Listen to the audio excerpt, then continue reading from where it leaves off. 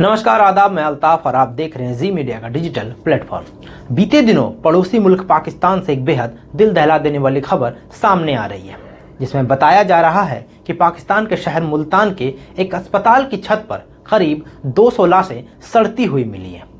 जैसे ही यह खबर सामने आई, मीडिया जगत में हड़कंप मच गया। सूत्रों के मुताबिक मुल्तान के निस्तार अस्पताल के मुर्दा घर की छत से मानव शरीर के सैकड़ों अंग मिले हैं, जिसके बाद पाकिस्तान सरकार ने जांच की बात कही है। वहीं निस्तार अस्पताल के एक अधिकारी ने इन लाशों के लिए पाकिस्तानी पुलिस और रेस्क्यू अधिकारी को दोषी ठहराया है। लेकिन एक साथ 200 लाशें मिलने से पाकिस्तान के साथ साथ पूरी दुनिया में तहलका मच गया है और अब इसका वीडियो सोशल मीडिया पर भी काफी तेजी से वायरल हो रहा है। वहीं इस मामले में जब अस्पताल प्रशासन से पूछा गया तो उन्होंने कहा कि ये तमाम लाशें पुलिस द्वारा लाई गई हैं, जिसे वो वापस लेकर नहीं जाते। हमारे पास लिखित दस्तावेज है जिनमें हमने उनसे लाशों को ले जाने के लिए कहा है।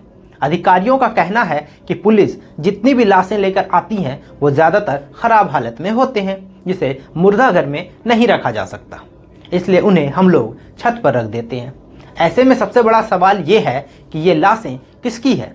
अब पुलिस ने किस आधार पर इसे अस्पताल में सड़ने के लिए छोड़ दिया। पुलिस का कहना है कि हम मामले की जांच कर रहे हैं, लेकिन अस्पताल प्रशासन खुद पुलिस पर ही आरोप लगा रही है। तो ऐसे में देखना दिलचस्प होगा कि पाकिस्तान सरकार इस पर क्या कदम उठाती है।